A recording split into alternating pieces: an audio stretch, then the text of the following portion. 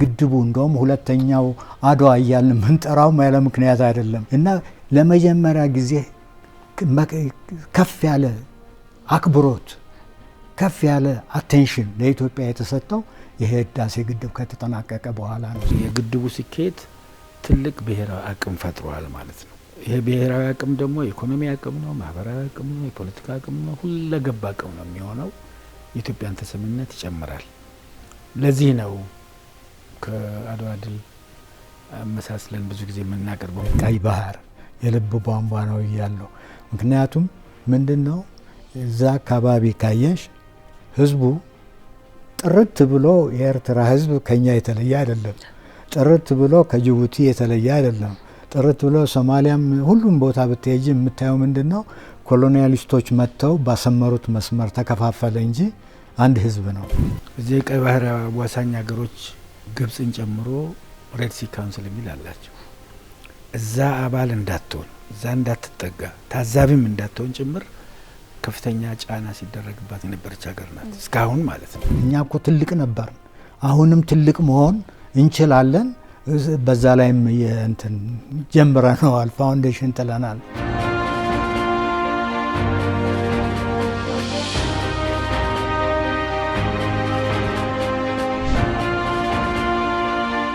ጤና ይስጥልን ተመልካቾች፣ የኤንቢሲ ኢትዮጵያ ቴሌቪዥን ከሰላም ሚኒስቴር ጋር በመተባበር የሚያዘጋጅላችሁ ጋራ ሀገር የተሰኘው ፕሮግራማችን ተጀምሯል። ሄርሜላ ፍቃደ ነኝ። አብራችሁ እንድትቆዩ ደግሞ በአክብሮት እንጋብዛለን።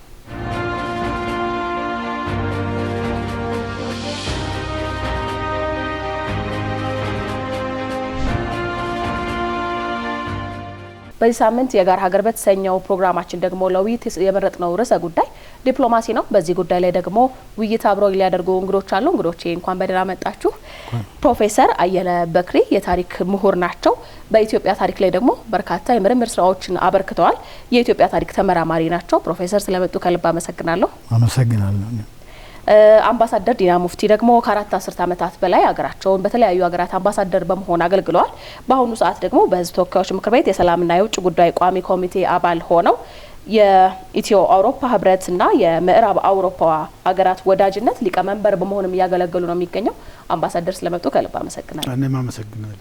እንግዲህ ዛሬ ልንወያይበት የመረጥነው ርዕሰ ጉዳይ ዲፕሎማሲ ነው። እንግዲህ ዲፕሎማሲ ማለት ሀገራት ከሀገራት ጋር የሚያደርጉት ወዳጅነት፣ ውይይት ወይንም ደግሞ ድርድር ነው። ይህም ደግሞ ዓላማው ሰላምን ማስጠበቅ፣ የጋራ ጥቅምን ማጎልበትና ዓለም አቀፍ ጉዳዮችን በሰላማዊ መንገድ መፍታት ነው። የጋራ አህጉርን የጋራ ሀገርን ለመገንባት የሚደረግ ጥረት ነውና እስቲ ስለ ሀገራችን ደግሞ እንምጣ። ኢትዮጵያ እየተከተለች የነበረችው ዲፕሎማሲያዊ አካሄድ ምን ይመስላል? በተለይም ደግሞ የታሪክ ምሁር ስለሆኑ እንዲሁም ደግሞ በኢትዮጵያ ታሪክ ላይ ብዙ ምርምር ስራዎችን ስላበረከቱ ቀደም ያለውን አንስተን ከፕሮፌሰር እንጀምር። በጣም ጥሩ። እንግዲህ ስለ ዲፕሎማሲ ስናወራ ቃሉ ዲፕሎማ ከሚለው ቃል መምጣቱ ነው። ያ ዲፕሎማ ደግሞ በተለይ ጥንታዊ ኢትዮጵያ ወይም መካከለኛው ዘመን ኢትዮጵያ በነበረችበት ጊዜ የአምባሳደር ሆኖ የሚመጣው ሰው ከንጉሱ ወይም ከንጉሰ ነገስቱ የተሰጠው ህጋዊ ማስረጃ ይዞ መጥቶ እሱን አሳይቶ ነው እንግዲህ ተጠሪ የሚሆነው ለሚመጣበት ቦታ እና ምንድነው ኢትዮጵያን ታሪክ በምናይበት ጊዜ ዲፕሎማሲ ትልቅ ስፍራ አለው። ዲፕሎማሲ ማለት ምንድነው? ንቁ የሆነ ግንኙነት፣ ንቁ የሆነ ትስስር፣ ንቁ የሆነ ጥቅምን በድርድር ለመፍታት የሚደረግ እንቅስቃሴ ነው እና የኢትዮጵያን ታሪክ በምናይበት ጊዜ እንደው ሌላው ቀርቶ ከአክሱም ብንጀምር የአክሱም እንግዲህ በዓለም ላይ ካሉት 4 ታላላቅ ኤምፓየሮች አንዱ ነበረ እና ያ ኤምፓየር መሰረቱ ንግድ ነው እና ንግድ እንግዲህ ንግድ ላይ ያተኮረ ነበር የዲፕሎማሲ ግንኙነቱ በዛ ጊዜ የነበረው እና ዋናው እሱ ነው። ሁለተኛው ደግሞ ኢቭን አክሱም እንግዲህ በዘመኑ ታላቅ ሀያላን ሀገር ነው እና ያ ታላቅ ሀያል ሀገር ኤምፓየር ከሌሎች ጋራ የሚፈጥራቸው ግንኙነት አለ። ለምሳሌ ከቢዛንቲን ኤምፓየር ጋራ፣ ከሮማን ኤምፓየር ጋራ ኢቭን ሳስኒድ ወይም ደግሞ ፔርዣ በኋላ ሳይስማሙ ቀርተው ጦርነት ውስጥ ገቡ እንጂ የተለያዩ አሉ ከሚባሉት ጋራ የዲፕሎማሲ ግንኙነት ነበራቸው እና ያ በተለይ አሁን ለምሳሌ አክሱምን አንዳንድ መሪዎች በምንወስድበት ጊዜ በአጼ ኢዛና ጊዜ አጼ ኢዛና በ4ኛው ምዕተ ዓመት የኢትዮጵያን የገዙ ናቸው። በጣም ታላቅ መሪ ነበሩ እና የአጼ ኢዛና ደግሞ ያስተዳድሩ የነበሩት ግዛት በእኛ አሁን ምዕራብ ኢትዮጵያ የሚባለው በምዕራብ በኩል ነው ከቀይ ባህር፣ ከምስራቅም በኩል ያለው በሁለቱም ሳይድ ያለውን ሰፊ ግዛት ስለሚያስተዳድሩ እንትን ላይ ተመሰረተ። አዱሊስ ላይ ዋናው እንግዲህ ከተንተን የወደብ ከተማቸው አዱሊስ ይባል ነበረ። የአዱሊስ ደግሞ ያው ከቀይ ባህር ጋር የሚያገናኘን ነው እና ጸሐፊዎች ምን ይላሉ? ያ ቀይ ባህር ለአክሱም ኤምፓየር አርተሪስ እንደ አርተሪ የልብ ቧንቧዎች ማለት ነው። የልብ ቧንቧ ደግሞ ሁልጊዜ ደም ማመላለስ አለበት እና ያን እንደዛ ነበር የሚታየው እና ያ በዛ ንግድ ሰፊ ሀብት ስላገኙ በሀብቱ ደግሞ ስልጣኔን መሰረቱ፣ አስፋፉ እና ያ ኢንተርናሽናል ሪሌሽንስ ነበራቸው ከሮማን ኤምፓየር ጋራ፣ ከቢዛንቲን ኤምፓየር ጋራ፣ ከፐርዣን ኤምፓየር ጋራ እና ከሌሎችም በዛ አካባቢ ካሉት ጋራ የዲፕሎማሲ ግንኙነት ነበራቸው ማለት ነው እና ያ እንግዲህ የሚያሳይ አሁን እኔ የምነግርሽ በ4ኛው ምዕተ ዓመት ያለ በ5ኛው ምዕተ ዓመት ያለ ነው። ከዛ ወደ ኋላ ልንመለስ እንችላለን፣ ግን አትሊስት ከዛ እንኳን ስታስቢው ከዛ ጊዜ ጀምሮ ያ ትራዲሽን እየተስፋፋ ነው የመጣው። እርግጥ በና ኢዛና ጊዜ ምንድነው የሚሆነው? የሚላከው አምባሳደር የሚተካው ልጁ ነው። ልጁን ደግሞ የልጅ ልጁ ነው የሚተካው እና ልክ እንደ ነገስታት ስርዓት የአምባሳደርም ስርዓት ከቱልንትን ተወራራሽ ነው ማለት ነው እና እነዛ እንግዲህ ያንን ቦታ ግን አስዩም የሚያደርጉት ብዙ ችሎታ አላቸው። የእውቀት ችሎታ አላቸው፣ የቋንቋ ችሎታ አላቸው፣ የሀገሩን አካባቢውን የማወቅ ችሎታ አላቸው እና እነዛን ሁሉ ያሰረ በሚገባ ሀገሩን ሊወክል የሚችል ነው ሰው ነው እዛ የሚመጣው እና ለምሳሌ 6ኛው ምዕተ ዓመት ብንሄድ የአጼ ካሌብ ጊዜ ነበረ። 2 ኢምፖርታንት ነገሮችን ልነግርሽ እፈልጋለሁ እዛ ላይ። አንደኛው አምባሳደር ተብሎ ከሮማን ኤምፓየር ወይም ከቢዛንቲን ኤምፓየር ሲመጣ ያንን ዲፕሎማውን የሚያስረክበው የሚሰጠው ለንጉሠ ነገሥቱ ለአጼ ካሌብ ማለት ነው 4 ዝሆኖች ተንበርክከው በእነሱ ላይ በተሰራ ድንኳን ውስጥ ነው። እንግዲህ ምን ያህል ኢምፖርታንስ እንደሚሰጡት ነው የሚያሳይሽ። እና ሌላው ደግሞ ምንድነው ኢምፖርታንት ነጥብ በአጼ ካሌብ ጊዜ ምስራቅ ኢትዮጵያ በሚባለው ቦታ ማለት ከቀይ ባህር ተሻግረሽ ማለት ነው እዛ ክርስቲያኖች ይኖሩ ነበር እና እነዛ ክርስቲያኖች በቅርብ ወደ ይሁዳ እምነት በቀየሩ ኃይሎች ተጠቁ እና ብዙ እልቂትም ነበረ። ያንን ያስቆመው አጼ ካሌብ ነው።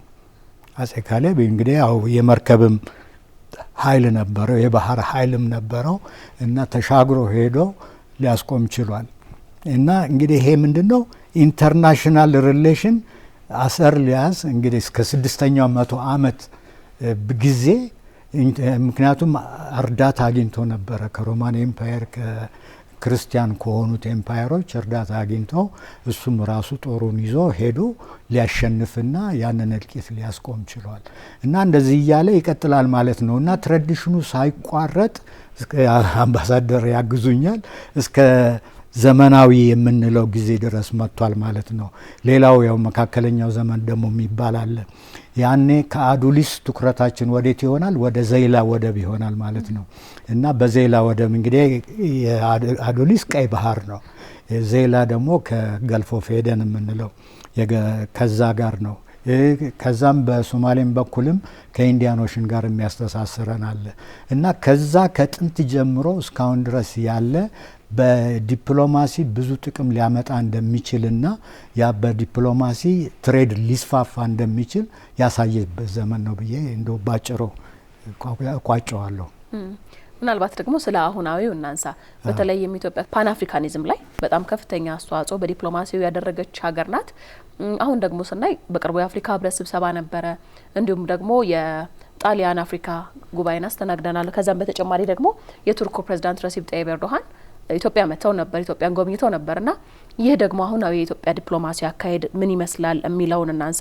ምናልባትም የቱርኩ ፕሬዝዳንት እዚህ ሀገር መምጣታቸው በተለይም በመካከለኛው ምስራቅ እንዲሁም በአውሮፓን በጣም ተፈላጊ የሆኑ ስለሆኑ የሚኖረው ኢምፕሊኬሽን ያለው ቫልዩ ምንድን ነው የሚለው እናንሳ። አምባሳደር በጣም ጥሩ። በቅድሚያ እዚህ መድረክ ላይ ከፕሮፌሰር ጋር ስለጋብዛችሁኝ በጣም አመሰግናለሁ። የኢትዮጵያን የዲፕሎማሲ ታሪክ ፕሮፌሰር በደንብ ወደ ኋላ ሄደው በዝርዝር አስቀምጠውታል። የዘመናዊ ዲፕሎማሲ ምን ይመስላል የሚል ጥያቄ አድርጌ ከወሰድኩት ሌሎች የሚስተዋሉ ነገሮች ምንድናቸው፣ ተጠቃሽ ነገሮች ምንድናቸው ተብሎ ከተጠቀሱት ውጪ ማለት ነው። የዘመናዊ ዲፕሎማሲውን ከሁለተኛ ዓለም ጦርነት ማግስት ባጭሩ ከወሰን ነው የዓለም ገጽታ ዓለም አቀፍ ሁኔታ እየተለዋወጠ የሄደበት ሁኔታ መኖሩን እናስተውላለን። ሁለተኛ ዓለም ጦርነት በአውሮፓ ዘመን አቆጣጠር 1945 እንደተጠናቀቀ ዓለም በሁለት ጎራ ባይፖላር ሲስተም ነው የሚሉት የተከፈለችበት ሁኔታ ነው ያለው። አንዱ ጎራ በአሜሪካ መንግስት የሚመራ አብዛኛዎቹ ምዕራብ አውሮፓ ሀገሮችና ሌሎችም አባል የሆኑበትና ተከታይ የሆኑበት፣ ሌላ ጎራ ደግሞ ዛሬ እንኳን የለም ሶቪየት ዩኒየን የሚባለው ዛሬ ብዙ ሀገሮች ከሶቪየት ዩኒየን ወጥተው ሩሲያ የሚባል ሀገር ነው በጉልህ ያለው። ለሁለት ጎራ የተከፈለበት ዘመን ነበር።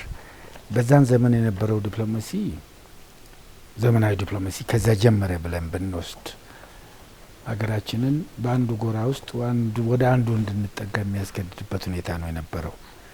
ወይ ከምዕራቡ ጎራ ወይ ከምስራቁ ጎራ። እነዚህ ሁለቱ ጎራዎች በአይዲዮሎጂ የተከፋፈሉ ናቸው።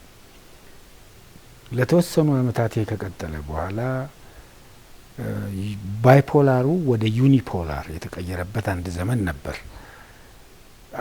በተለይ የሶቪየት ዩኒየን የሚባለው ሀገር ወደ ብዙ ሀገሮች ከተቀየረ በኋላ በምዕራቡ የምዕራቡ ጎራ ጎልቶ የወጣበት ዩኒፖላር ሲስተም የምንለው ነበር።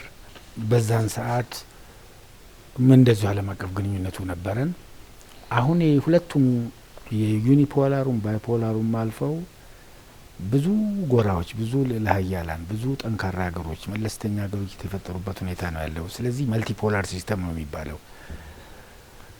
የአሁኑ የኢትዮጵያ የውጭ ግንኙነት ዲፕሎማሲ እንደምናውቀው ብሔራዊ ጥቅም ማዳበሪያ ነው፣ ብሔራዊ ጥቅም ማካበቻ ነው። የፖለቲካ ጥቅም፣ ማህበራዊ ጥቅም፣ የኢኮኖሚ ጥቅም፣ የቴክኖሎጂ ጥቅም፣ የመከላከያ ጥቅም ለማዳበር የምንጠቀምበት መሳሪያ ነው ዲፕሎማሲ። የዓለም አቀፍ ግንኙነት ፈጥረን በሰጥቶ መቀበል መርህ የዓለም አቀፍ ሕግን ባከበረ መልኩ ከሌሎች ጋር በመተባበር የሚገኝ ጠቀሜታ ነው። ስለዚህ የኢትዮጵያ የውጭ ግንኙነት አካሄድ ፕራግማቲክ ነው የምንለው ማለት ገቢራዊ ነው። ዓለም አቀፍ ነባራዊ ሁኔታን ከግምት ያስገባል ማለት ነው። ብሔራዊ ጥቅምን መሰረት ያደርግና ወዳጅነት ከማን ጋር በምን ጉዳይ ላይ በምን ጥቅም ላይ መደራደር ያስፈልጋል በሚል አካሄድ እየተካሄደ ያለበት ሁኔታ ነው ያለው። የዚህ የዘመኑ ዲፕሎማሲ አሁን ከቅርብ ጊዜ ወዲህ በኢትዮጵያ ውስጥ ደግሞ ሪፎርም ስለተጀመረ ይሄ ሪፎርም ደግሞ ሁለገብ ነው። የኢኮኖሚ ሪፎርም ነው፣ የፖለቲካ ሪፎርም ነው፣ ማህበራዊ ሪፎርም ነው፣ ወታደራዊ ሪፎርም ነው። ይሄ ብሔራዊ አቅም ይፈጥራል። ብሔራዊ አቅም ተፈጠረ ማለት የዲፕሎማሲ ግንኙነት እየጠነከረ ይመጣል ማለት ነው። ዓለም አቀፍ ግንኙነት ስኮፑ የሚሰፋው የሚጠበው ከብሔራዊ አቅም ጋር በተያያዘ ሁኔታ ነው። በእኛም ተጨባጭ ሁኔታ አሁን ከሌሎች ጋር የምናደርጋቸው ግንኙነቶችን የሚወስኑት በውስጥ ያለን አቅም ነው። በውስጥ ያለን የኢኮኖሚ አቅም፣ በውስጥ ያለን የፖለቲካ አቅም፣ ማህበራዊ አቅም፣ እነዚህ ነገሮች ናቸውና ቅድም ያነሳሻቸው አገሮች ወደዚህ የሚመጡበት ምክንያት ይህን መሰረት አድርገው ነው። እንደተጠቀሰው ከኤዥያ ከዳበሩ ሀገሮች ከቅርብ ጊዜ ወዲህ በርካታ መሪዎችን እዚህ አካባቢ እናያለን።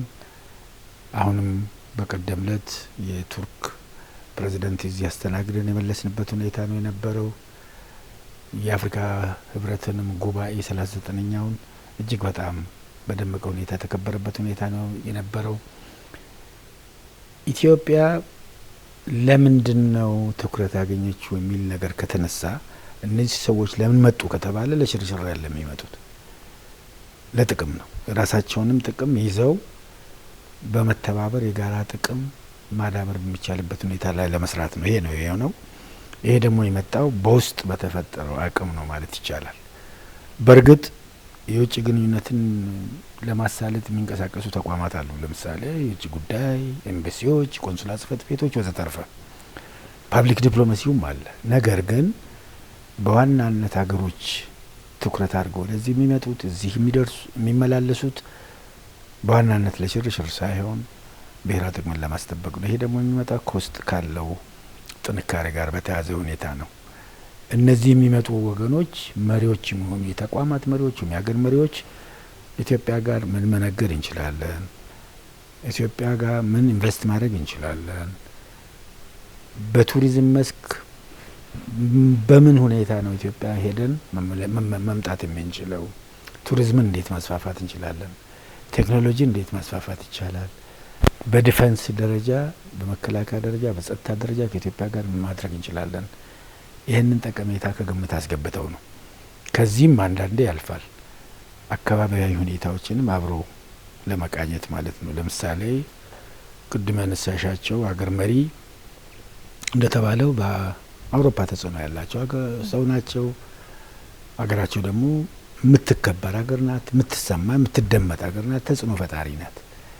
እዚህ የሚመጡበት ምክንያት በባይላተራል ደረጃ ከኢትዮጵያ ጋር ያለውን ግንኙነት ለማጠናከር ሆኖ በአካባቢያዊ ጉዳዮች ላይ በምስራቅ አፍሪካም በመካከለኛ ምስራቅም ባሉት ወቅታዊ ጉዳዮችም ላይ የጋራ ድምጽ ለማሰማት የሚያስችል ሁኔታ ለመፍጠር ነው ማለት ነው። እና በአጠቃላይ ምንድነው ለማለት የፈለኩት ዲፕሎማሲ የብሔራዊ ጥቅም ማስከበሪያ መሳሪያ ነው። ይሄ መሳሪያ ሳይንስም ነው አርትም ነው። አርት የሚባለው ስልት ነው፣ ጥበብ ይጠይቃል፣ ብልሃት ይጠይቃል፣ ድርድር ይጠይቃል። ሳይንስ የሚባለው ተጠንቶ ነው፣ ሳይንቲፊክም ነው። ይህን ዲፕሎማሲ ደግሞ ባለው ዓለም አቀፍና አህጉራዊ ነባራዊ ሁኔታ መሰረት ነው ማካሄድ የሚቻለው።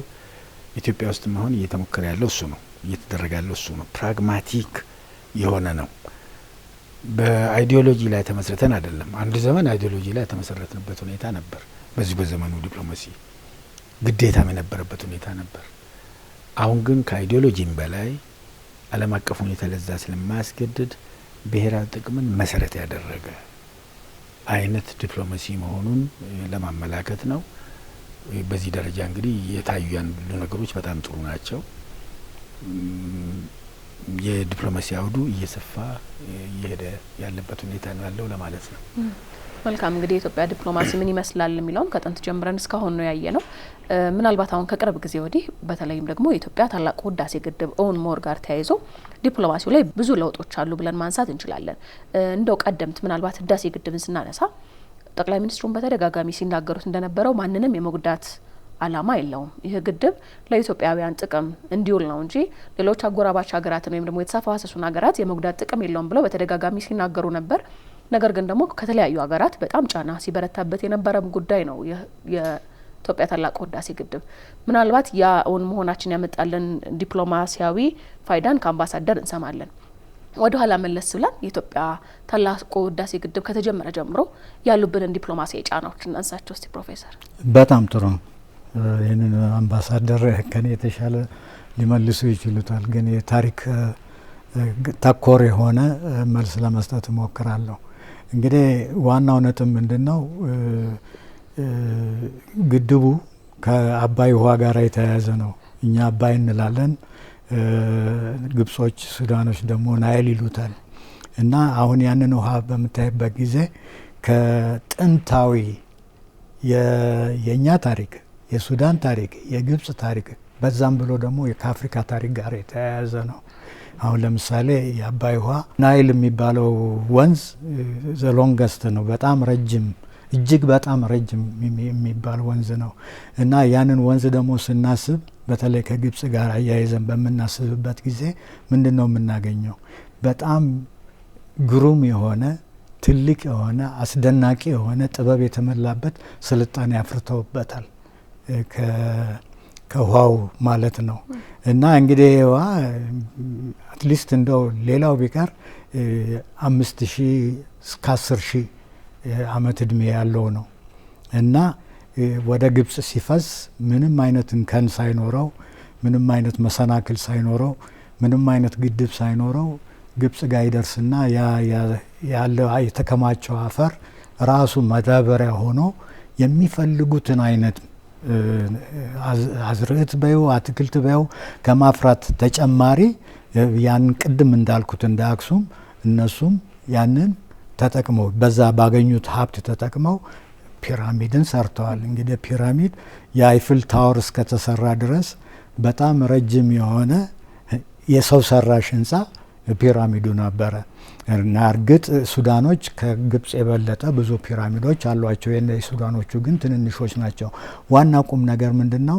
በአሁኑ ጊዜ በተለምዶ የምንጠቀምባቸውን ብዙ ነገሮች መጀመሪያ የፈጠሩት ግብጾች ናቸው ማለት ነው። እዚህ ላይ ዲፕሎማሲ ነው ጥያቄው። የዲፕሎማሲ ነገር ሲነሳ ደግሞ ምንድነው? የኢትዮጵያ ጥል ከጥንታውያን ግብጾች ጋር አይደለም። የጥንታውያን ግብጾች እንደውም በጣም በመገረም ይሄ ውሃ የህይወታችን ምንጭ ነው ብለው የተቀደሰ ነው፣ ከተቀደሱ ተራሮች እየወረደ የመጣ ነው ብለው በጣም አክብሮት አላቸው። እሱ ብቻ ሳይሆን በንግድም ግንኙነት ነበራቸው።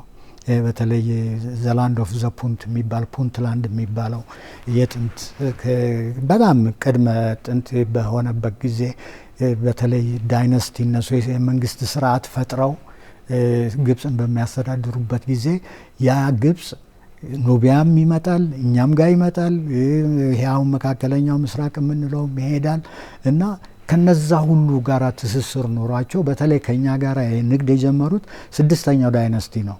6ኛ ዳይነስቲ ማለት እንደው ባጭሩ 4000 ዓመት በፊት ማለት ነው። ከ4000 እና ከዛ ጊዜ ጀምሮ የፑንትላንድ ንግድ ከፑንትላንድ ጋር ያደረጉትን ንግድ ደግሞ ግብጽ ውስጥ ኤል ባህሪ የምትባል ቦታ አለች። ዲር ኤል ባህሪ የሚባል ቦታ አለ። በ18ኛው ዳይነስቲ የገዛች ዘ ኦንሊ ፌሮ ሴት ሀትሸፕሱት የምትባል የሰራችው ትልቅ ቴምፕል አለ እና እዛ ቴምፕል ውስጥ ከፑንትላንድ የመጡትን እቃዎች እነሱ ደግሞ ወደኛ የላኩትን እቃዎች የኤክስፖርት ኢምፖርት ያደረጉትን በሙሉ ዘርዝረውበታል። እና ቁም ነገሩ ምንድነው? አሁን ታሪካዊ ጠላት የሚል ቃል እንጠቀማለን ግብጽን ዲስክራይብ ለማድረግ። ግን በጥንት ጊዜ በደንብ ተረድተው ይሄዋ የሚመጣው ከሮንዞሪ ማውንቴንስ ወይም ተራራዎች ላይ እንደ ኪሊማንጃሮ በዛ አካባቢ ያለው የኛም ራስ ዳሸን ከዛ ላይ የሚፈልቅ ውሃ ነው ወደኛ የሚመጣው ብለው የተከበረ ህዝብ ነው የተቀደሰ ህዝብ ነው ብለው ነው ካራክተራይዝ ያደረጉ የነበሩት። እና ጥሉ ሁሉ የመጣው ምንድነው? በውጭ ኃይሎች ግብጽ ከመወረር ከጀመረች ባፈር ነው። ስፒኪንግ ኦፍ የውጭ መወረር ኦቶማን ኤምፓየር አሁን የቱርኩ በ16ኛው ምዕተ ዓመት ነው እንትን ምጽዋን የያዘው። ምጽዋን ያዘ። ከዛ በኋላ ግብጾች ያዙ። ከዛ በኋላ ጣሊያን ያዘ እና ወደ ፋይናል ኤሌመንቱ ምን ሆነ? የኮሎኒያል ቴሪቶሪ ሆነ። እና ቁም ነገሩ ምንድነው? በዛ ጊዜ በጥንት ጊዜ ጥል የለንም ነበረ። ዲፕሎማሲ እንትን ዲፕያው ፎከሱ ትሬዱ ንግድ ላይ ስለነበረ ያን ንግድ አሚካብል በሆነ መንገድ ይቀያየሩት ነበረ። ያው እኛም ወደዛ የምንልከው አለ፣ እነሱም ወደኛ የሚልኩት ነገር አለ። እና አሁን እንዳልሽው ለመጀመሪያ ጊዜ ግብጾች እንደገና ፊታቸውን ወደኛ ያዞሩት የህዳሴ ግድብ ከተሰራ በኋላ ነው። እና ያ ግድብ መሰራቱና ኢትዮጵያ ከዛ ውሃ ራሷን መጠቀም እንዳለባት በትክክል መሬት ላይ እንዲቀመጥ ስላደረጉ ግብጾች ያው በተለይ እንትኖች አሉ እንግሊዞች የእንግሊዞች ዘረኝነት ተጋብቶባቸው ሁሉንም በአካባቢ ያለውን እየናቁ እኛም ልክ እንደ እንግሊዞች ሁሉንም ውሃውን መቆጣጠር አለብን የዋይት ናይል የሚባለውን ከምንጩ አንስተው ምንጩ ያለው ብሩንዲ ነው እስከ መጨረሻ ከይሄ አባይንም እንደዚሁ ከሌክታና አንስተው መቆጣጠር ፈልገው ነበረ። እና ግብጾች ነጻነታቸውን ሲያገኙ ያንን የኮሎኒያል ፖሊሲ ነው የተከተሉት። እና ያንን የኮሎኒያል ፖሊሲ ተከትለው ለውሃው ወሳኝ እኛ ነን፣ ናይል ወይም አባይ የኛ ነው በሚል መንፈስ እንትን ማለት ጀመሩ ማለት ነው። ያን ፖሊሲ ያስቀየረው የህዳሴ ግድብ ነው ማለት ነው።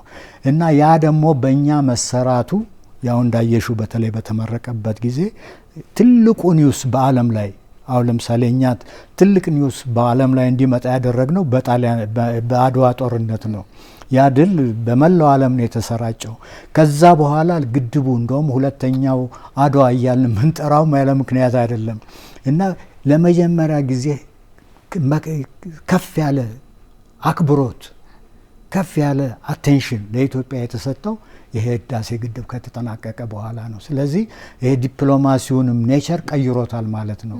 ግብጽ ልትንቀን አትችልም። አሁን ውሃው ስሙዝሊ ወደ እሷ እንዲሄድ ከፈለገች ከኢትዮጵያ ጋር መደራደር አለባት፣ መወያየት አለባት ማለት ነው። እሺ እንግዲህ አምባሳደር ወደ እርስዎ ልምጣና ደግሞ ቀደም ሲል ፕሮፌሰርም እንደገለጹት የዓለም መነጋገሪያ የሆነ ዓለም ሙሉ ጆሮውን አይኑን ወደ ኢትዮጵያ እንዲያደርግ ያደረገ ነው የታላቁ ህዳሴ ግድብ መጠናቀቅና እንደው ያገኘናቸውን ዲፕሎማሲያዊ ስኬቶች ከማጠናቀቃችን ጋር በተያይዞ ያገኘናቸውን ዲፕሎማሲያዊ ስኬቶች ግብጽም ሱዳንም የምናውቀው ነበረ።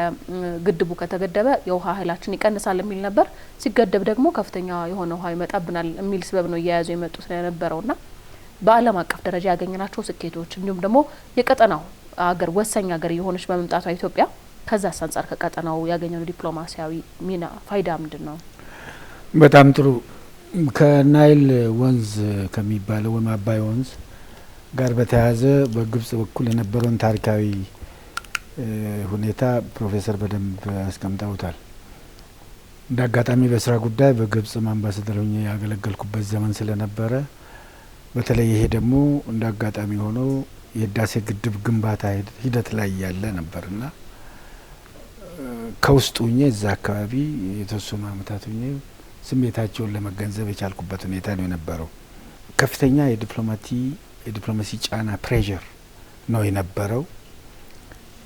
በምንም እንኳን ቀደም ሲል ፕሮፌሰር እንዳሉት ግብጾች በፊት ህዳሴ ግድብ ከመጀመራችን በፊት የነበራቸው አስተውሎት የተለየም ቢሆን ህዳሴ ግድቡ ከተጀመረ በኋላ ሲጀመር የተወሰኑ አመታት ቅድም ፕሮፌሰር አንስተውታል። በትምክህት ይሁን ዋቴቨር በንቀት ውሸት ነው መሰረቱ ተጥሎ እንዳለ ኢትዮጵያ እንደዚህ አይነት ግድብ መስራት አቅምም የላትም የሚል ስሜት ነው የነበራቸው። ወደ በኋላ ግንባታው እየቀጠለ ሲሄድ አይ አቁሙትም ወደሚል ነው የሄዱት እና ከፍተኛ የዲፕሎማሲ እንቅስቃሴ ነው የጀመሩት። ህዝባቸውን ደግሞ በውስጥ ምንድነው ማስተማር የጀመሩት? ግብጽ ናይል ናት፣ ናይል ኢጅፕት ነው የሚሉት።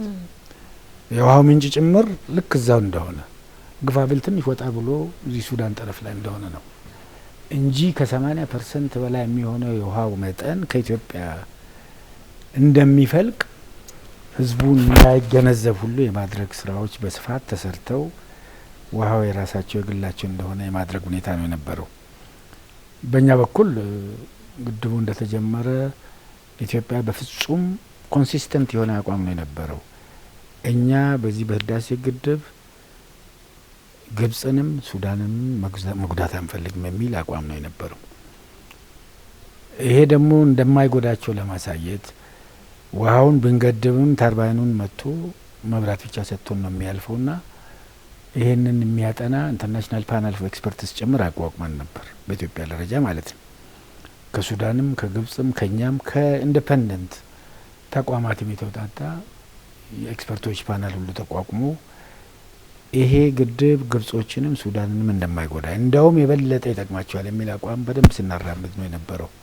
ላይክ ለምሳሌ ሱዳኖች ክረምት ሁልጊዜ በጎርፍ ይጠቃሉ እና ካርቱም ሬጉሌትድ የሆነ ውሃ እዚህ አካባቢ በሚያዝበት ሰዓት ይህን ለመያዝ ይመቻል። ስለዚህ ከጎርፍ ነጻ ይሆናሉ። ግብጾች ደግሞ ረከስ ባለ በተሻለ ዋጋ የመብራት ጀነሬት ስናደርግ ይህን ከኛ የማግኘት ይችላሉ የሚል አቋም ጭምር ስናራምድ ነው የነበረው። በኢትዮጵያ በኩል ፖዚቲቭ እና ኮንሲስተንት የሆነ ይሄ ለዊን ዊን አፕሮች እንጂ በፍጹም ግብጾችን ለመጉዳት እንዳልሆነ ሱዳንን ለመጉዳት እንዳልሆነ በደንብ ስራ የተሰራበት ሁኔታ ነው የነበረው። እንደዛም ሆኖ ግን ግብጾቹ በአፍሪካ ደረጃም በዓለም አቀፍ ደረጃም በተለይ የአውሮፓ አካባቢ እየሄዱ ከፍተኛ ጸረ ግድብ እንቅስቃሴ ሲያደርጉ ነው የነበረው። ለምሳሌ እዛ ያለ ያስተዋልኩት አንዱ ትልቁ ነገር ሜዲትራኒያን አካባቢ ያሉትን ጀርመን፣ ግሪክ እነዚህ የአውሮፓ ሀገሮችን ምንድነው የሚሏቸው? የግብጽ ህዝብ በጣም ብዙ ነው አፍሪካ ውስጥ በህዝብ ብዛት ከናይጄሪያ ቀጥሎ የነሱ ህዝብ ብዙ እንደሆነ፣ የውሃ ምንጭ በፍጹም ይሄ ወንዝ ይደርቅባቸዋል ኢትዮጵያ ግድብ ከገደበች፣ ከዛ በኋላ ህዝቡ ዘምቶ ጠቅላላ ወደ እናንተ ኢንቬድ ያደርጋቸዋል እያሉ ፈረንጆቹን ይሰብኳቸው ነበር። ብዙ የአውሮፓ ሰዎች አምባሳደሮችን ስናነጋግር እኛም እኮ ፈርተን ነው ያሉኝ አሉ ኢንፎርማሊ። ምክንያቱም ይህ ህዝብ ከተራበ ከተጠማ ኦልሬዲ ባህር ተሻግሮ እኛን ኢንቬድ ያደርጋል። እስከዛ ጭምር የማሳመን ስራ ነው የሰሩበት ሁኔታ ነው የነበረው። የዓለም አቀፍ ተቋማት ለብድር እንዳይሰጡ አይኤምኤፍ፣ ወርልድ ባንክ ይህን ሁሉ ተሳክቶላቸዋል ከሞላ ጎደል። የሚመጣው ባለስልጣን የሚመጣው የአውሮፓ ባለስልጣን የኖርዝ አሜሪካ ሰዎች በብዛት የሚያነሱት ይሄን ነው እንደ አጀንዳ፣ ሁለተኛ አጀንዳ ይሄ ወደ ውሃ ጉዳይ እንዴት ነው ግብጾች ይጎዳሉ፣ ሌላ ውሃ የላቸውም የሚል አይነት ነገር በደንብ ሊያሳትፉ የቻሉበት ሁኔታ ነው የነበረው። ነገር ግን ኢትዮጵያ በትዕግስት ይህንን አልፋ ግድቡን መጨረሷ በጣም ትልቅ ነገር ነው። ትልቅ ፕሬዠር የነበረው የመጀመሪያ ሙሌት ላይ ነበር። ሁለተኛ ሙሌትም ላይ ትልቅ ዲፕሎማሲ ፕሬዠር ነበር። ሶስተኛ ሙሌትም ላይ ይህን ግድብ እንደው በቦምብ እንመታለን ምቱም ተብሏል በአንድ ታላቅ አገር መሪ። አሁን አሉ ያኔ ሳያውቁ ይሆናል ምናልባት እንደ ልብ ስለሚናገሩ እስከዛ ጭምር ነበረ። ግን አሁን ግድቡ በማለቁ እንዳልሽው ለኢትዮጵያ ትልቅ ስኬት ነው። ቅድም ፕሮፌሰር የምናሩት ከአድዋ ቀጥሎ ትልቅ ድል ነው። ምክንያቱም ብሔራዊ አቅም ይፈጥራል፣ የኢኮኖሚ አቅም ይፈጥራል። ኢነርጂ ስኬት ማለት ግብርና እድገት፣ ለኢንዱስትሪ እድገት፣ ለሁሉ ለቀረው ሴክተር ኢነርጂ ወሳኝ ነው። ይሄ ብቻም ሳይሆን በውጭ ግንኙነታችን በውጭ ፖሊሲያችን ውስጥ የተያዘው ለሪጂናል ኢንቴግሬሽን ጭምር መሰረት ይጥላል። አዝ ዊ ስፒክ አሁን ለጅቡቲ ወደ 100 ኪሎዋት አካባቢ ይበራል። ለኬንያም ለተቀሩትም ሀገሮች ይህንን ኢነርጂ ትርፉን የመላክ ፍላጎት አለ በኢትዮጵያ በኩልና ይህ ትልቅ ነው። ለኢትዮጵያ በብሔራዊ ደረጃ ከሚኖረው አቅም በላይ ለኢንቴግሬሽንም ያለው አስተዋጽኦ በጣም ከፍተኛ ነው የሚሆነው። ስለዚህ ይሄ የግድቡ ስኬት ትልቅ ብሔራዊ አቅም ፈጥሯል ማለት ነው። ይሄ ብሔራዊ አቅም ደግሞ ኢኮኖሚ አቅም ነው፣ ማህበራዊ አቅም ነው፣ የፖለቲካ አቅም ነው፣ ሁለገብ አቅም ነው የሚሆነው። የኢትዮጵያን ተሰሚነት ይጨምራል። ለዚህ ነው ከአድዋ ድል አመሳስለን ብዙ ጊዜ የምናቀርበው። ምክንያቱም አድዋ ድል በዓለም አቀፍ ደረጃ የኢትዮጵያን ተሰሚነት የጨመረበት ሁኔታ ነው ያለው። ለፓን አፍሪካኒዝም ደግሞ መሰረት የሆነበት ሁኔታ ነው ያለው። ጥቁር አፍሪካ የነጭን ኃይል ለመጀመሪያ ያሸነፈበትና ይህም ደግሞ በዓለም ዙሪያ ላሉት የአፍሪካ ኦሪጂን የነበሩና ካሪቢያን ላሉት ጥቁሮች በሙሉ ለነጻነት በሚያደርጉት እንቅስቃሴ እንደ ተምሳሌት ወስደው ለፓን አፍሪካኒዝም መስራታ መስራት የሆነ ጉዳይ ነው ማለት ነው። የኢትዮጵያ አቅም ዓለም አቀፍ አቅም፣ የጥቁሮች አቅም፣ የነጻነት አቅም የሆነበት ሁኔታ ነው የነበረውና በአጠቃላይ ህዳሴ ግድቡ ስኬት ሊከበር ሊሞገስ ሊወደስ የሚገባው ነው። ኢንፋክት ይህን መሰረት አድርጎ ማለት ነው የኢትዮጵያ ህዝብ የኢትዮጵያ መንግስትም እዚህ ላይ ቆሞ ወደ ተሻለ ደግሞ ከዚህ ከፍ ወዳለው ፕሮጀክት ክንዋኔ መሄድ ይጠይቃል ማለት ነው። ለዚህም እንግዲህ ትላልቅ ብሔራዊ ፕሮጀክቶች አሁን ይህንን ይመስሉ አሉ። ለምሳሌ ኒኩለርን ለሰላማዊ ኢነርጂ የመጠቀም የማዳበሪያ የጋዝ የመኖሪያ ቤት እነዚህ የተጀመሩ ነገሮች አሉ። አይ ቲንክ በተገኘው ነገር መኩራት መደሰታን ነገር ሆኖ እዛ ላይ ግን ኮርቶ እዛ ላይ መቆም አያስፈልግም። እዚህ ላይ ቆሞ ግን ወደ ተሻለው መንጠራራት ያስፈልጋል ማለት ነው። መልካም። ምናልባት እዚሁ ላይ እንድናነሳ የምፈልገው ጉዳይ ደግሞ የቀይ ባህርን ጉዳይ ነው። በተለይም ከቅርብ አመታት ወዲህ ስለ ቀይ ባህር ስለ ወደብ ማውራት ኢትዮጵያ የጀመረችበት እንዲሁም ደግሞ ይመስለኛል የህዳሴ ግድቡን ማሳካታችን ጭምር አንድ ጉልበት አንድ አቅም የሆነበት ነው ብዬ አስባለሁና ምናልባት ከዚህ አንጻር አሁን ላይ ኢትዮጵያ በተለይም ጠቅላይ ሚኒስትሩ በተደጋጋሚ እንደሚናገሩት ሰጥቶ በመቀበል መርህ ቀይ ባህርን የማግኘት የወደብ በር የማግኘት እቅድ አላት። በዛም እቅድ እየተንቀሳቀሰች ትገኛለች። እንዲሁም ደግሞ የተለያዩ ዲፕሎማሲያዊ አካሄዶችን ስታደርግ እያስተዋልን ነውና ምናልባት ከዛ አንጻር አሁን ላይ ያለው በቀይ ባህር እየተከተልን ያለነው ዲፕሎማሲያዊ አካሄድ ምን ይመስላል የሚለውን አምባሳደር ይንገሩን። ይህም አንድ የቀይ ባህር ጉዳይ ኦልሬዲ በዋና ዋና ምክንያቶች አሉ። የቀይ ባህር አስፈላጊነት ኢትዮጵያ ቀይ ባህር ነበራት። በታሪክ ሂስቶሪክ ፋክተሩ በጣም ትልቅ ነው። ቅድም በንግድ በዓለም አቀፍ ደረጃ እንዴት እንደተሳሰረች ስለ ቀደምት ዲፕሎማሲ ፕሮፌሰር ሲያስረዱ የነበረበት ሁኔታ በዛን ዘመን ቀይ ባህር ነበረን፣ አክሰሱ አለን። ይሄ ታሪካዊ ምክንያት አንዱ ነው። ሌላው ደግሞ መልክዓ ምድራዊ አቀማመጣችን ከቀይ ባህር 60 ኪሎ ሜትር በላይ ርቀት የለንም። በሶስተኛ ደረጃ ከፍተኛ ህዝብ ብዛት በአፍሪካ ውስጥ በሁለተኛ ደረጃ ያለ ህዝብ ብዛት ያለን፣ ህዝባችን እያደገ የሚሄድ ፍላጎቱም እያደገ የሚሄድ ኢኮኖሚም እያደገ የሚሄድ ከመሆኑ ጋር የኢምፖርት ኤክስፖርት ፍላጎቱም ስለሚጨምር የቀይ ባህር አስፈላጊነት በጣም ትልቅ ነው። ይሄም ትልቅ የዲፕሎማሲ ቻሌንጅ ሊገጥመን እንደሚችል ልክ እንደ ህዳሴ ግድቡ ማንሳት አለብን።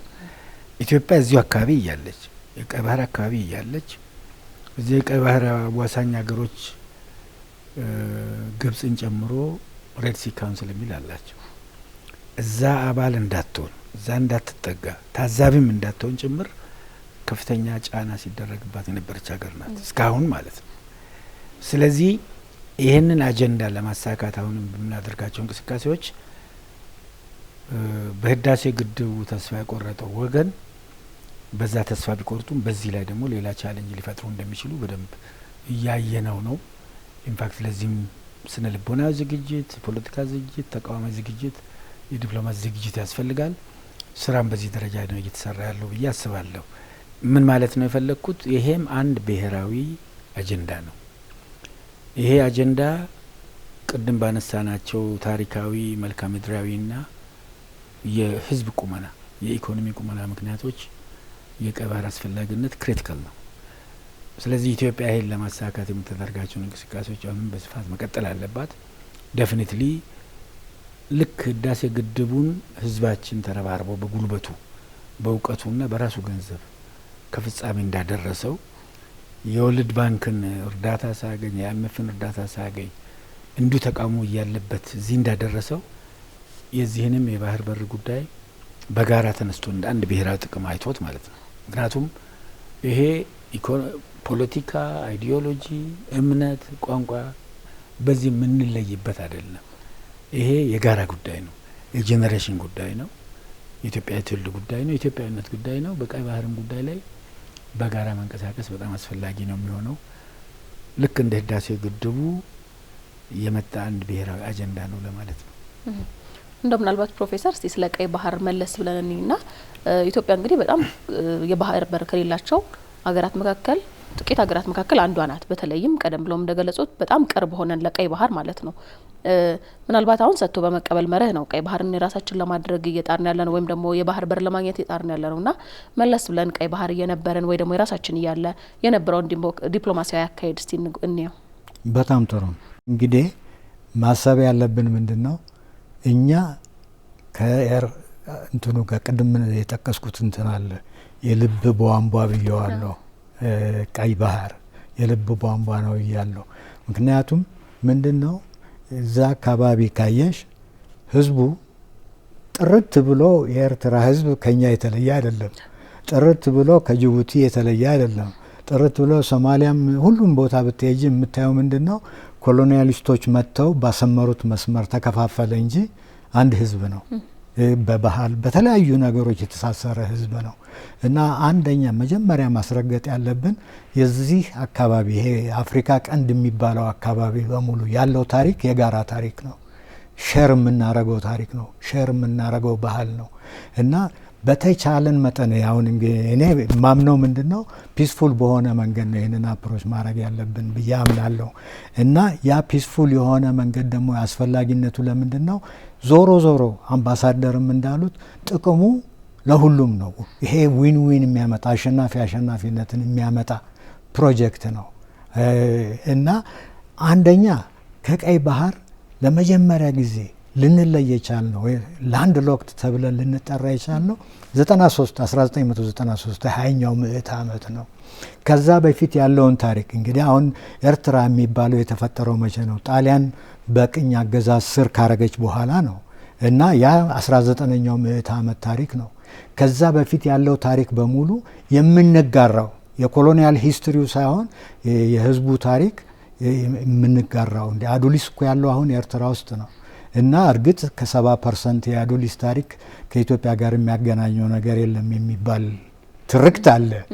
ግን ዞሮ ዞሮ ምንድን ነው በዛ አካባቢ ያለው ህዝብ በተለያየ መንገድ የተሳሰረ ህዝብ ነው እና እኛ አሁን ኬዛችንን አርጊው ስናረግ ኖት ሲምፕሊ የሚገባና የሚወጣ እቃ ብቻ ስለ ኤክስፖርትና ኢምፖርት ብቻ አይደለም የምናወራ ያለው።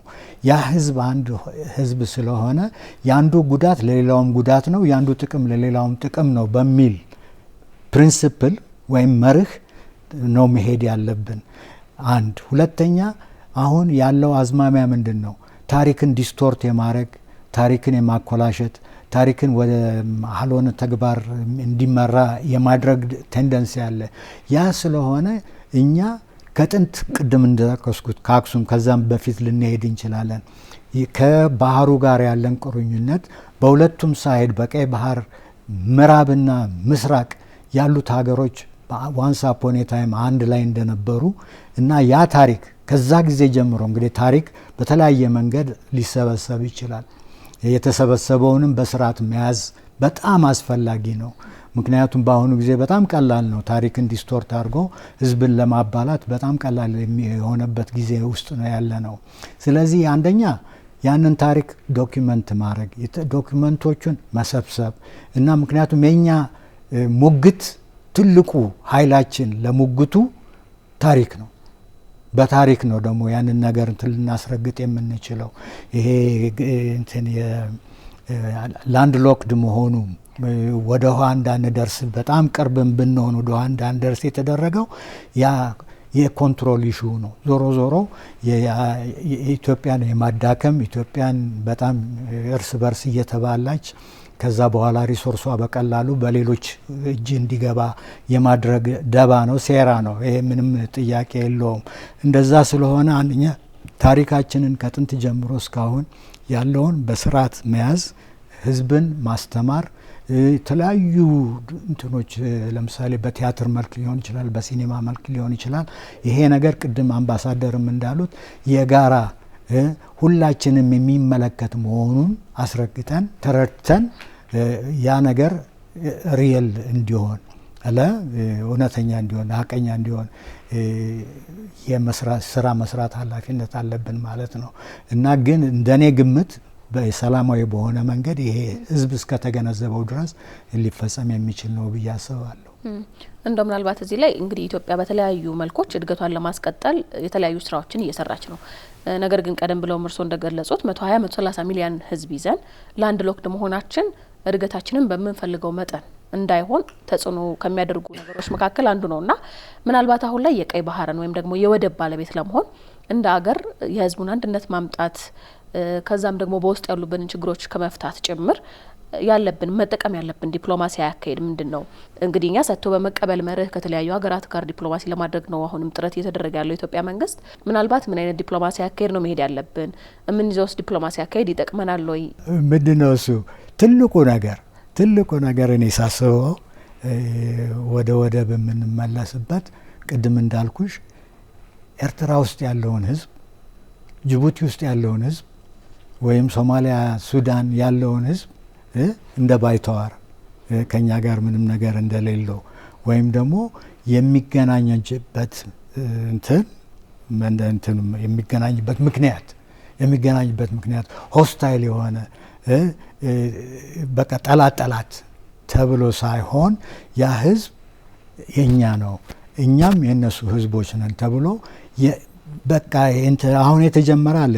ለምሳሌ በ2010 በፈረንጆች 2018 አይ ቲንክ በእኛ 2010 ነው መሰለኝ ለመጀመሪያ ጊዜ ምን ሀሳብ ይሄ ለምሳሌ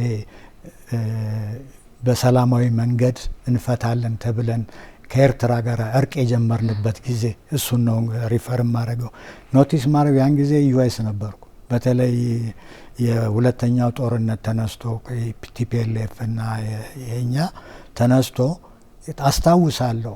ሰላማዊ ሰልፍ ሲደረግ ዩናይትድ ስቴትስ ውስጥ ብዙ ቦታዎች እያንዳንዱ ሰልፍ ላይ ማን ነው ያለው? ኤርትራኖች እና ያ እርቅ ነው እንደገና እህትና ወንድማማቾች እንዲገኙ እንዲተሳሰሩ አደረጋቸው ማለት ነው። እና አንድ ቅድም እንዳልኩት ታሪኩን በሚገባ አውቀን የታሪኩን ማስረጃዎች ሰብስበን ማስቀመጥ ኃላፊነት አለብን።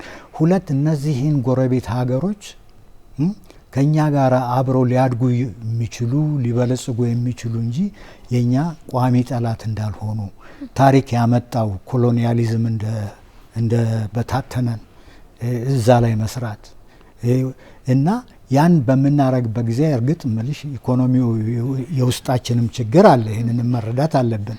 በውስጥም ያለ የእርስ በርስ ግጭት መቆም አለበት።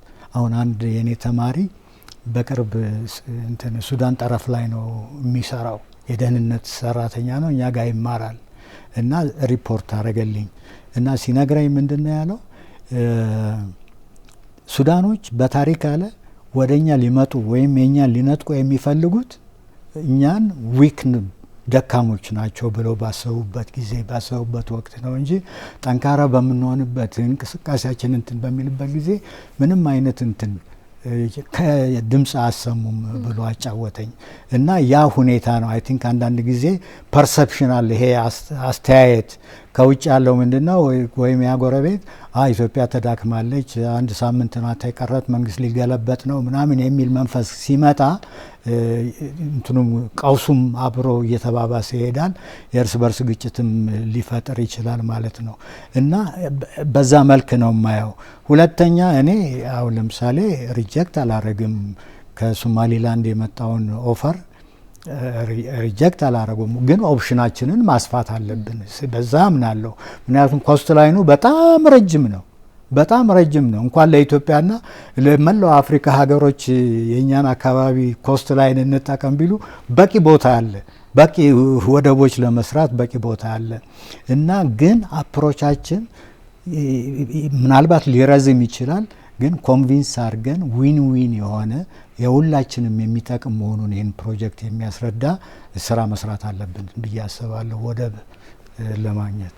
አምባሳደር እዚቹ ላይ ትልቅ ነጥቦች የተነሱ አሉ። ፕሮፌሰር ያነሷቸው የአፍሪካ አገሮች እኛንም ጨምሮ ማለት ነው ባውንደሪዎቹ ኮሎኒያል ባውንደሪስ ናቸው፣ አርቲፊሻል ናቸው። ለምሳሌ ኢትዮጵያን ብንወስድ የኢትዮጵያ ጎረቤት ሀገሮች ያሉት ህዝቦች በኢትዮጵያ ውስጥ አሉ። ለምሳሌ ሶማሊያን ብንወስድ ትልቁ ሶማሊኛ ተናጋሪ ኢትዮጵያ ከሶማሊያ ቀጥሎ ኢትዮጵያዊ ሶማሊ ነው። ጅቡቲን ብንወስድ ሁለቱም የጅቡቲ ጎሳዎች ኢፋርና ኢሳ እዚህ አሉ። ኤርትራን ብንወስድ አፋሮች አሉ፣ ትግርኛ ተናጋሪ እዚህ አለ። ሶማሊያ ኬንያን ብንወስድ ኬንያ ውስጥ ኦሮምኛ ተናጋሪዎች አሉ፣ ቦረና እዚህ አሉ። ስለዚህ አርቲፊሻል ነው፣ ጥቅማችን የተሳሰረ ነው። የህዝብ የባህል ተመሳሳይነት፣ የቋንቋ ተመሳሳይነት፣ የእምነት ተመሳሳይነት ያለበት ሁኔታ ነው ያለው። ስለዚህ እኛ ብቻችን እንጠቀም የሚል አይደለም አሁን ያለው። ኦልሬዲ የኢትዮጵያ መጠቀም የኤርትራ ጥቅም ነው፣ የኬንያ ጥቅም ነው፣ የተቀሩት የጎረቤት ሀገሮች ጥቅም ነው። የኢትዮጵያ እድገት እንደዛ ነው፣ የተሳሰረ ነው። በዚህ መንፈስ ነው መሄድ ያለብን ከዚህ በኋላ። አሁን ኢጋድ የተሰኘው ሁላችንም የጎረቤት ሀገሮች አባል የሆንበት ተቋም የተቋቋመበት አይነተኛው ምክንያት በሂደት እነዚህን ሀገሮች ኢንቴግሬት የማድረግ ነው። በዋናነት የአፍሪካ ሀገሮችን አንድ ማድረግ፣ ግን እኛ አካባቢ ኢጋድ፣ ደቡብ አፍሪካ አካባቢ ሳዲክ ላይ ኢኮዋስ እያለ ማግሪብ እያሉ ተዋህዶ በሂደት አፍሪካኖች እንዲገናኙ ነው። የዚህ ወደብን ጉዳይ በተመለከተ ዓለም አቀፍ ኮንቬንሽንም ውስጥ ወደብ የሌላቸው ሀገሮች ወደብ የማግኘት መብት አላቸው የሚለው ነገር በጣም የተረጋገጠ ነው። ከእኛ በላይ እኛ ደግሞ ከዛም በላይ ነው። ቅድም እንዳልነው በታሪክ ወደብ ነበረን፣ ባልታወቀ ሁኔታ ህጋዊ ባልሆነ መንገድ ድንገት ነው ያጣ ነው፣ በቀደም ነው ያጣ ነው። ለዘመናት የነበረንን ነገር ማለት ነው። አሁን የአፍሪካን ሀገሮች ለማስተሳሰር በአፍሪካ ደረጃ ለምሳሌ የአፍሪካ ነጻ ንግድ ቀጠና የሚሉት አለ። ንግድ የሚሳለጠው በወደብ ነው። አንዱ የንግድ ማሳለጫ ወደብ ነው። ይህንን የአፍሪካ ነጻ ንግድ ቀጠና ሁላችንም አባላት ነን። በዚህ ደረጃ ሁሉም ወደብ የማግኘት ፕሮሴስ የማድረግ መብቱ ኦልሬዲ የሚመጣበት ሁኔታ ነው ያለው። የኢትዮጵያ አቋም በዋናነት ይሄን ወደብን ሰላማዊ በሆነ መንገድ እንደተባለው የማግኘት ነው። በሰጥቶ መቀበል መርህ የማግኘት ነው። በብዙ መልኩ ሰላማዊ በሆነ መንገድ የሚለውን ነገር ኦልሬዲ የተረጋገጠ ነገር ነው። አንዳንድ ወገኖች ይህን ነገር አጣመው ኢትዮጵያ ወደብ እንዳታገኝ ተንኮል ሊፈጥሩ ይችላሉ፣ እንቅፋት ሊፈጥሩ ይችላሉ። ነገር ግን ይሄ ሊቀር የሚችል አይደለም። የህልውና ጉዳይም ነው የሚሆነው። እንደ አጋጣሚ ሆኖ በመታደል በዙሪያችን ያሉ ሀገሮች ሙሉ ወደብ አላቸው ከኛ በስተቀር ማለት ነው። ስለዚህ በሁላችንም ዙሪያ ካሉት ሀገሮች ወደብ የመጠቀም ኦፖርቹኒቲ እያሰፋን መሄድ ለብሔራዊ እድገታችን በጣም ጠቃሚ ነው የሚሆነው። ይሄ ደግሞ ለሁሉም ነው። የኢትዮጵያ እድገት የሶማሊያ እድገት ነው፣ የኤርትራ እድገት ነው፣ የኬንያ እድገት ነው፣ የጅቡቲ እድገት ነው። እነሱም የኛ ነው። ዘቫይስ ቨርሳይስ ትሩ። ስለዚህ ይሄንን ዓለም አቀፍ ሕግ መፍቀዱን ከግምት ማስገባት በዋናነት እኛ ደግሞ በታሪክም በጂኦግራፊ አቀማመጥም በህዝብም አስፈላጊነት ኦልሬዲ ይህን የማግኘት መብታችን የተረጋገጠ ነው። ኦብቪየስ ነው። ይህን ከግምት ማስገባት። ሶስተኛ ሰላማዊ በሆነ መንገድ ይህን ለማግኘት ደግሞ ፍላጎት እንዳለን መሰረት በማድረግ በሁሉም መስፈርት ወደብ የማግኘት ነገር ሀሳብ ጊዜ የመጣለት ሀሳብ ነው። ይህን የማሳካቱ ጉዳይ ደግሞ የዚህ ትውልድ የዚህ ጄኔሬሽን ግዴታ ነው የሚሆነው። ዴፊኒትሊ ደግሞ ይህ ሊሳካ ይችላል።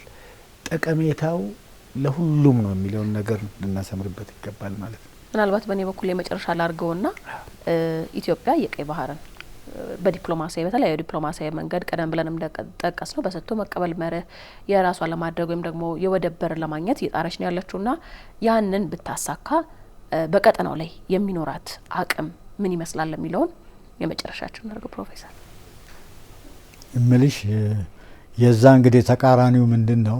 ወደብ ከሌለሽ ኢኮኖሚስቶች ሂሳብ እንትን አስበውበታል እና ወደብ ከሌለሽ ያንቺ ግሮስ ናሽናል ፕሮዳክት ጠቅላላ የምታመርቹ የምታፈሪው እና ያንን ደግሞ አላደለም ፕሮሴስ አርገሽም አላረግሽም ወደ ውጭ የምታወጪው የኢኮኖሚው ቢያንስ እስከ 20% ይቀንሳል እና ወደብ ያለመኖር ድህነት እንዲስፋፋ የማረግ ሁኔታ ነው የሚያመጣው እና ወደብ የግድ ያስፈልገናል እና ያ ነው እኔ አሁን ካልኩሌት ሳደርገው እንደዛ ነው የማስበው።